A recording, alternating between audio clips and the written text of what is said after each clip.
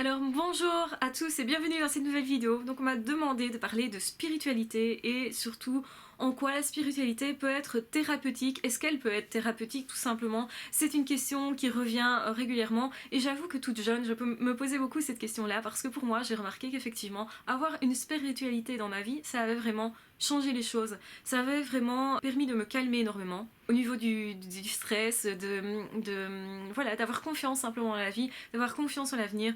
Et quand je me rappelle ça, bien souvent, ça m'apaise énormément, toujours à l'heure actuelle d'ailleurs, même si j'ai tendance à courir beaucoup plus dans tous les sens d'ailleurs.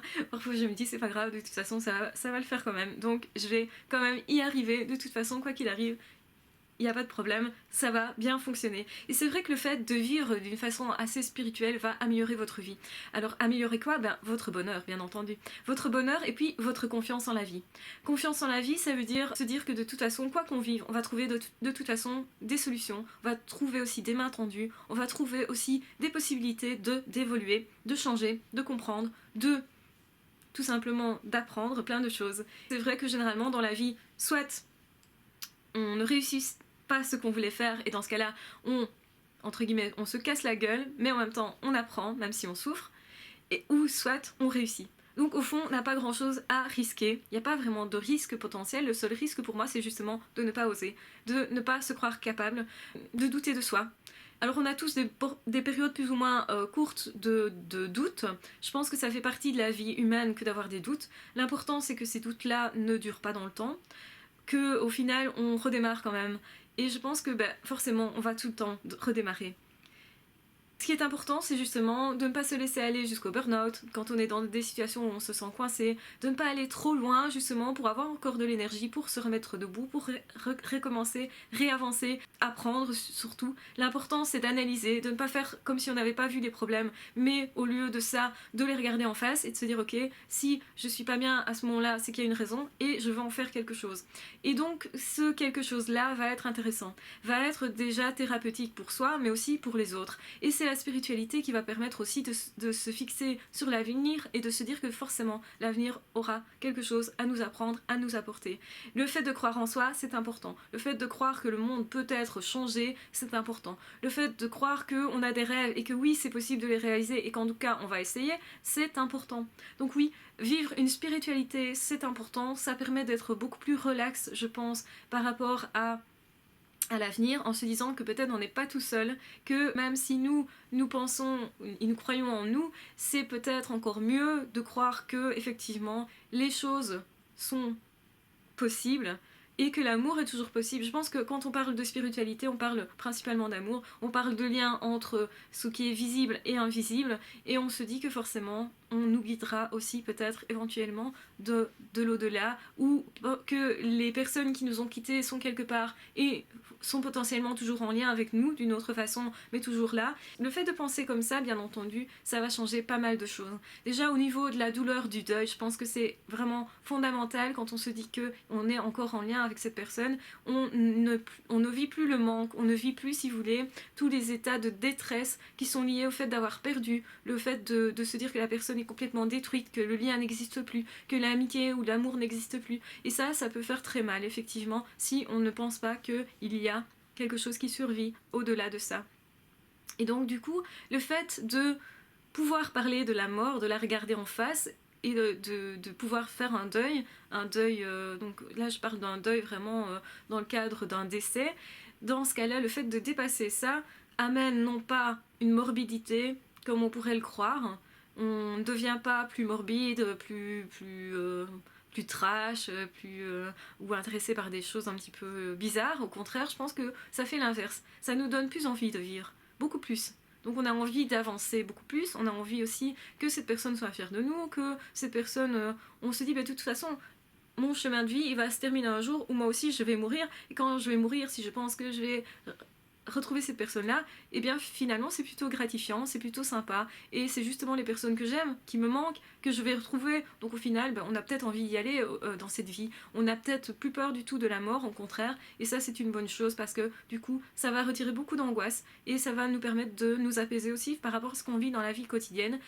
Si on a peur par exemple de se faire agresser, on peut se dire mais je suis immortelle, donc de toute façon, même si je me fais agresser, bah, est-ce que j'ai vraiment peur de ça? Est-ce que c'est pas mieux de se dire, bah, j'y vais quand même, je fais quand même les choses parce que j'estime que de toute façon, il n'y a pas de risque zéro et que ben, si ça arrivait, déjà il y a peu de probabilité que ça arrive, mais que si ça arrive, eh ben, je sais que moi de toute façon je suis immortelle, donc c'est pas si grave que ça. Ça me permet quand même d'avoir confiance en moi, de faire quand même les choses. Je sais que je pourrais mieux me défendre justement parce que je ne serais pas stressée par l'éventualité que ça se passe vraiment super mal, et donc du coup ben, je vais y aller mais différemment. Et je vais peut-être tenter plus de choses du coup.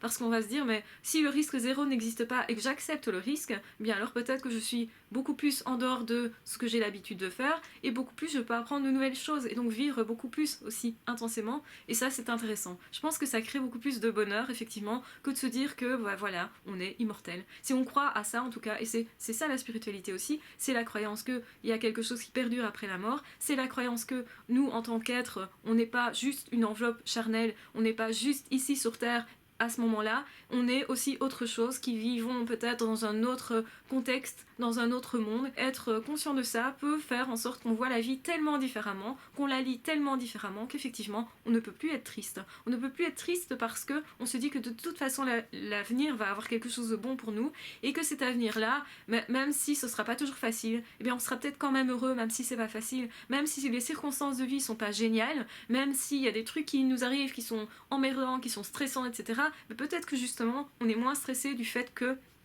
on se dit que bah, tôt ou tard ça va se décoincer. On peut tout à fait avoir peur de se faire agresser par quelqu'un, et même si ce quelqu'un est clairement identifié, on va plus facilement mettre des stratégies en œuvre pour justement se défendre et estimer qu'on est aussi quelqu'un d'important. Donc c'est-à-dire que le fait d'être spirituel peut nous donner l'idée que chacun sur cette terre est important, que donc chacun doit avoir du respect pour soi et pour les autres. Et souvent, il peut nous manquer ce respect pour nous-mêmes. Cette valorisation qu'on n'arrive pas à se donner parfois à soi-même peut se retrouver justement dans la spiritualité, où on se dit ok, je suis peut-être qu'un petit grain de sable dans l'immensité du truc, mais j'ai aussi mon importance, j'ai aussi ma place.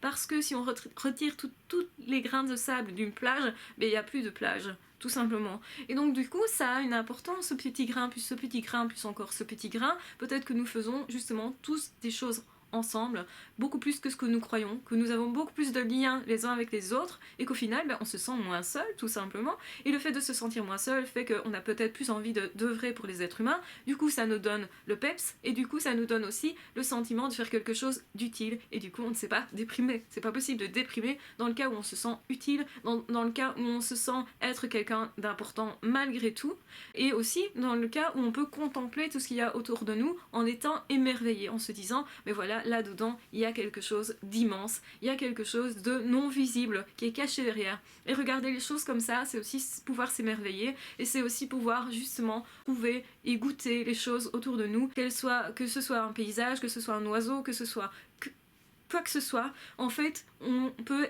s'épanouir devant tout et n'importe quoi. Donc si vous voulez, vous allez vous sentir dans un état d'extase parce que vous pouvez observer tout ce qui se passe autour de vous et que vous savez qu'en plus vous en faites partie. Vous allez vous sentir en fait privilégié de participer à ça et aussi d'avoir ce spectacle en face de vous. Et donc ça peut créer vraiment un état de bien-être, un état aussi de moment présent, d'ancrage dans le moment présent. Vous allez aussi essayer de trouver du sens à tout ce que vous vivez. Vous vous demandez mais pourquoi je suis ici sur Terre avec telle personne, pourquoi je suis en relation, pourquoi cette personne arrive dans ma vie à tel moment, à tel endroit, pourquoi je suis comme je suis au fond, et pourquoi je me changerai pas, qu'est-ce qui fait que ma mission de vie ce serait ça et pas plutôt ça. Donc tout ça, ce sont des questions que vous allez vous poser parce que vous avez une certaine spiritualité, parce que vous avez ouvert une porte qui vous explique le monde d'une autre façon, et la manière de voir le monde effectivement est important. Je pense que ce qui diffère d'une personne qui est déprimée d'une personne qui est plutôt bien dans sa peau, c'est aussi la manière de voir les choses, d'où la spiritualité est importante. Alors maintenant, ça veut pas dire qu'on peut impliquer de la spiritualité chez quelqu'un.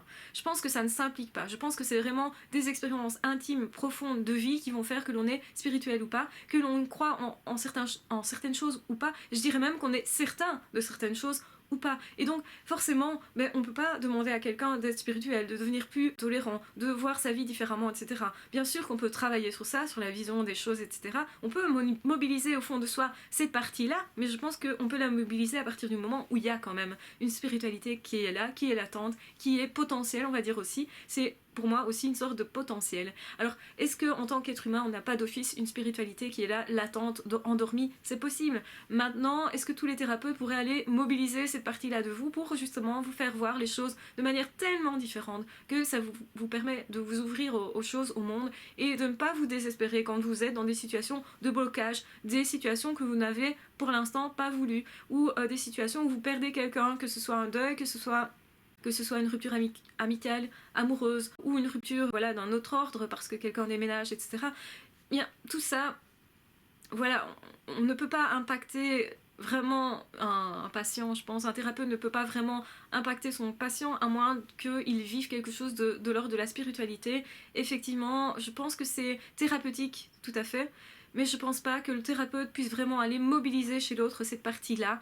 Ça fait partie ou non de l'autre personne et c'est déjà une partie qui a été découverte ou non. Si le thérapeute peut réveiller cette partie-là, c'est que généralement cette personne avait déjà vécu des choses spirituelles dans le passé, qu'elle l'a peut-être oublié tout simplement, parce qu'on oublie parfois simplement comment on doit se comporter. Parfois on a nos doutes qui sont là, qui sont trop envahissants. On a le stress qui est trop envahissant et donc on va oublier cette partie de nous qui est quand même là, qui fait partie intégrante de nous, qu'on avait déjà découverte avant, peut-être même très jeune, mais qu'on a oublié en attendant, parce qu'on s'est un peu perdu dans tout ce que la vie nous propose et parfois nous impose, ou on a l'impression en tout cas qu'elle nous impose plein de choses. Et donc du coup, est-ce qu'on est encore rattaché à cette chose-là, à voilà, cette croyance qui est que vient de quelque part et qu'on va retourner dans ce quelque part et que l'on est toujours en lien avec plein de personnes sans le savoir, ou avec plein de choses en fait, avec les animaux, avec les arbres, avec la nature, avec peut-être d'autres planètes, avec d'autres êtres, etc. On ne sait pas trop bien où est la limite de la spiritualité, parce que quand on parle de spiritualité, on peut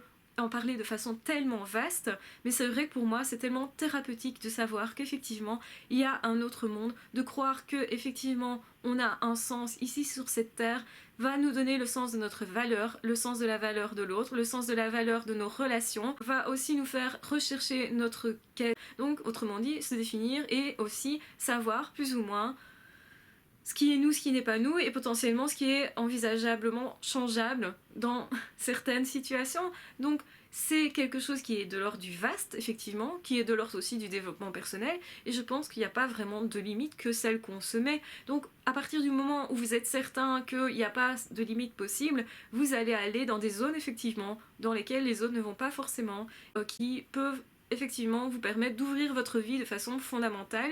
Maintenant, chacun va vivre à sa manière, en fonction de sa personnalité, en fonction de son chemin, en fonction du moment. Donc il y a des moments dans lesquels on est plus spirituel que dans d'autres, parce que tout simplement, il y a des moments où on est plus zen ou pas, où on est plus dans un certain état d'esprit, et parfois, peu de choses peuvent réactiver un état de zénitude, un état de spiritualité, un état où on se sent relié avec quelque chose, où on se sent à notre place, là, maintenant, tout de suite, et dans le moment présent. Voilà.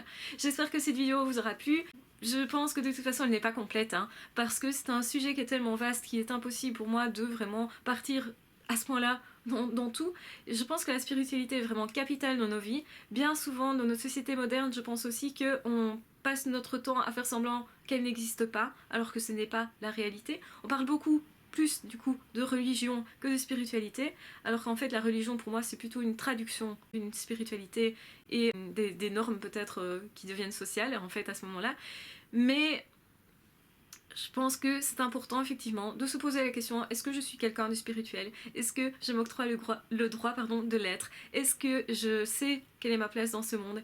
Et comment est-ce que moi je veux décoder tout ça? Comment est-ce que moi, avec ma personnalité, je peux explorer tout ça? Est-ce que ça me fait du bien ou pas? Et tout ce qui fait du bien, tout ce qui vous amène à plus de bien-être, bien entendu, va permettre d'évoluer. Et de toute façon, moi je vais vous encourager à aller dans le bien-être. Si c'est de façon spirituelle, pourquoi pas? Ça vous regarde, si ça ne regarde que vous. Je pense que c'est quelque chose qui est très très personnel. Ça pourrait aussi finalement nous rassembler sur beaucoup de points, donc pourquoi pas? Chacun a le droit de choisir de sa vie et de ce qu'il met dans sa vie. Donc voilà, soyez spirituel ou ne soyez pas spirituel, à vous de voir. Je vous embrasse très fort, surtout prenez bien soin de vous et on se retrouve très vite dans d'autres vidéos. Ah ciao, bye bye.